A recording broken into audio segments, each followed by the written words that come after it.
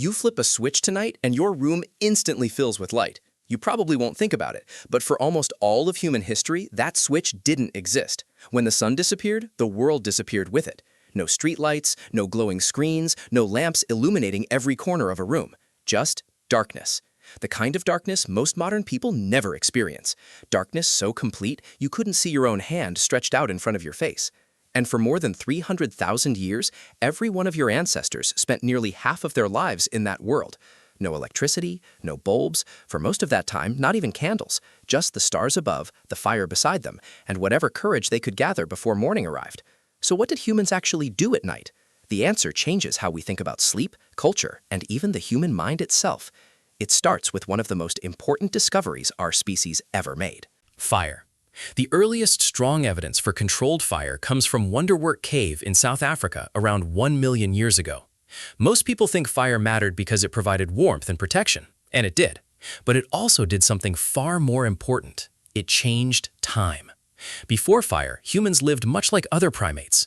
Once darkness arrived, activity largely stopped. Moving around after sunset was dangerous. Predators owned the night. Leopards, hyenas, wolves, animals that could navigate darkness far better than we ever could. Our ancestors couldn't.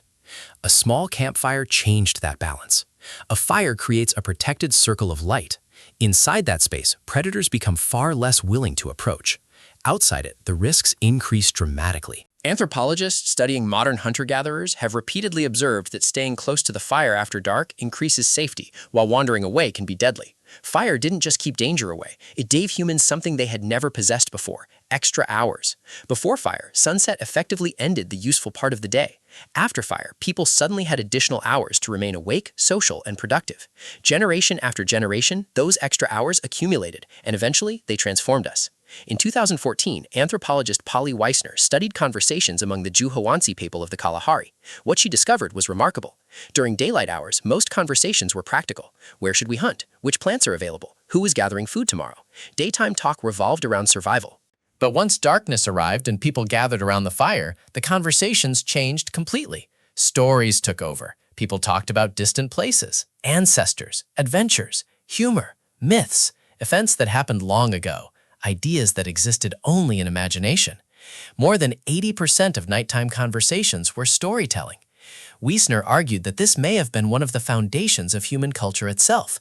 The campfire became humanity's first classroom, its first theater, its first library, its first place for philosophy. Long before books existed, knowledge survived because stories survived, and stories survived because people sat together around firelight. But storytelling wasn't the only thing happening after dark. There was another human behavior that modern society has almost completely forgotten: the way we sleep. Today, most people assume sleep should happen in one uninterrupted block. You lie down, sleep 8 hours, wake up. Anything else feels wrong. But history tells a very different story.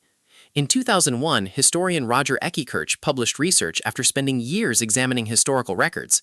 Again and again, he found references to something called first sleep and second sleep. At first, the pattern seemed strange. Then it appeared everywhere. Letters, diaries, medical texts, religious writings, court records, documents from different countries and different centuries all described the same routine. People went to bed shortly after sunset. They slept for several hours, then they woke naturally. Not because of stress, not because of insomnia, because that was normal. They remained awake for roughly 1 or 2 hours before returning to sleep until morning. This period between sleeps had a purpose. People reflected on their dreams, visited neighbors, prayed, talked quietly, planned for the future. Some simply lay awake thinking. A physician writing centuries ago even suggested this period was ideal for reflection because the mind was calm and undistracted. For generations, historians overlooked these references because they assumed humans had always slept the way we do today. But science eventually caught up with history. In 1992, psychiatrist Thomas Weir conducted an experiment at the National Institute of Mental Health. Volunteers were exposed to long periods of darkness every night while artificial lighting was removed from their lives. Nobody instructed them to sleep differently. Yet within a few weeks, every participant settled into the same pattern. Several hours of sleep, a period of quiet wakefulness, then another period of sleep. Exactly what historical records had been describing all along. It was as though an ancient biological rhythm had been hidden beneath modern life, waiting to return. What researchers found next was even more surprising. During the wakeful period, participants reported feeling peaceful and reflective. Their hormone levels suggested a calm mental state, unlike ordinary daytime consciousness. This wasn't simply being awake, it was a unique experience that many modern people never encounter.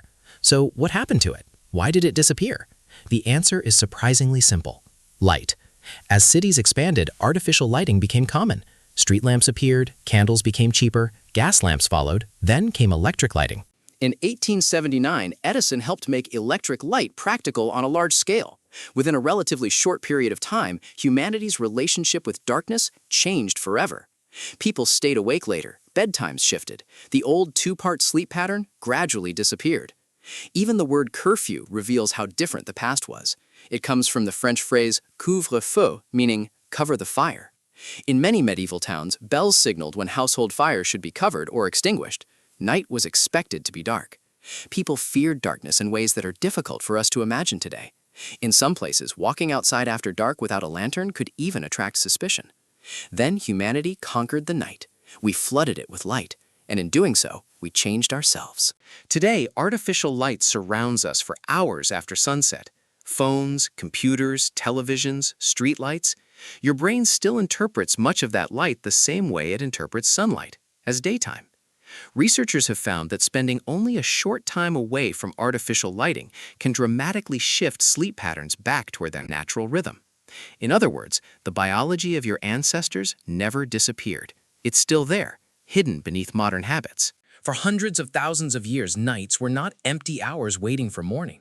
They were when stories were shared, when culture was passed on, when people reflected on life, when communities gathered around flames beneath a sky filled with stars.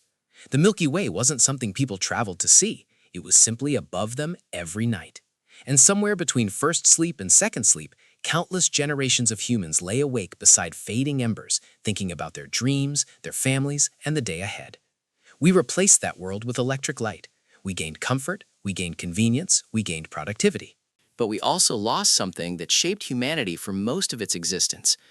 So the next time you wake up at 2 in the morning and find yourself staring into the darkness, maybe your body isn't malfunctioning. Maybe it's remembering a rhythm that guided human beings for hundreds of thousands of years.